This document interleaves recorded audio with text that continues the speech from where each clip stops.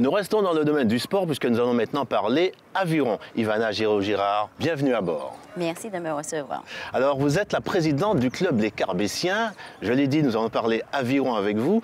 Est-ce que je me trompe si je dis que votre venue dans ce sport s'est fait un peu par hasard? Tout à fait, parce que c'était lors d'un tour des yoles que justement que j'ai rencontré le président d'Aviron et qu'il m'en a parlé. Il m'a parlé de ce sport-là. Et c'est depuis ce jour-là qu'il m'a donné rendez-vous avec lui. Et il pensait que je ne serais pas venue lors du rendez-vous après le tour des yoles. Il ne vous a pas pris au sérieux, en quelque sorte? Il ne m'a pas pris du tout au sérieux. Et quand le tour des yoles est passé, je suis venue le voir comme il m'avait donné rendez-vous. Il était même surpris de me voir là. Et c'est à partir de là que mon initiation pour l'aviron a commencé. Une grande aventure, en quelque sorte, puisque, comme j'ai dit, maintenant, vous êtes présidente d'un club que vous avez fondé. Tout à fait. Et puis, depuis mon initiation, je rame. Je n'ai jamais lâché l'aviron. Vous ramez, c'est un beau jeu de mots. Dites-moi, est-ce que cela a été difficile au début?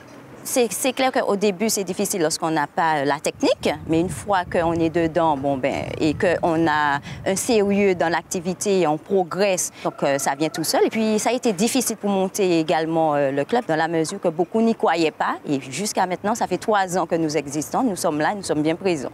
Alors pour cause, l'aviron n'est pas un sport très représenté dans les médias, on peut le dire, pas très connu du grand public. Est-ce que ça n'était pas un écueil de plus, justement? C'était un écueil de plus, oui. C'est-à-dire que les gens connaissaient l'aviron, mais ça avait déjà perdu de son essor. Et c'est depuis que j'ai monté l'aviron sur la côte Caraïbe, effectivement, qu'on a voulu relancer non seulement l'aviron moderne, mais surtout l'aviron traditionnel. Alors, parlons un peu technique, si vous le voulez bien. Il y a 2 sortes de façons de faire de l'aviron, en quelque sorte. Oui, il y a l'aviron moderne. Les bateaux, les yoles en plastique que vous voyez souvent avec le siège coulissant. Et vous avez l'aviron traditionnel que les gens connaissaient avant lors des fêtes patronales. Vous avez parlé de compétition. Où en sommes-nous en Martinique en ce qui concerne l'aviron au féminin en particulier? Il y a des challenges au niveau des femmes parce que vous avez l'aviron moderne, équipe féminine, et l'aviron traditionnel maintenant qu'ils ont mis sur pied cette année en équipe féminine aussi.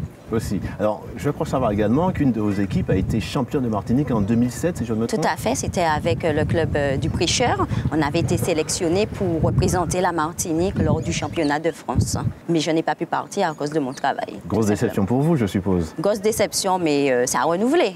Ça me donne un challenge de plus à travailler pour être sélectionné cette année. C'est tout ce qu'on peut vous souhaiter. Voilà. En tous les cas. En ce qui concerne l'avenir de votre club, comment le voyez-vous? Du positif parce que je me bats pour ça. Ça n'a pas été évident. C'est pas toujours évident, mais il faut dire qu'au début, ça a été très difficile parce que j'avais commencé avec un seul bateau, avec un seul aviron. Et comme maintenant, je vois l'évolution de mon club, je vois que maintenant, j'ai plusieurs bateaux. J'ai au moins 6 bateaux. J'ai 5 bateaux modernes avec différentes catégories, plus un bateau traditionnel qui est en réparation toujours.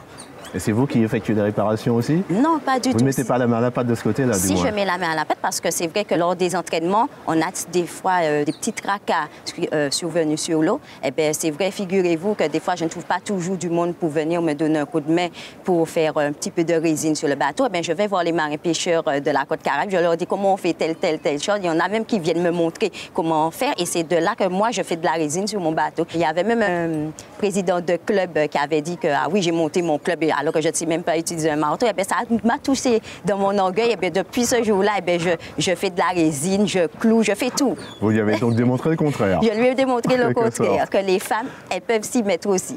Ivana, en tout cas, merci de nous avoir donné vos impressions en ce qui concerne la mer au féminin. Vous en êtes un exemple parfait. Je vous souhaite beaucoup de réussite avec votre club. Merci. Je vous propose de rester encore un petit moment avec nous. Nous allons maintenant découvrir un lieu, et en particulier un lieu qui nous emmène sous la mer cette fois-ci.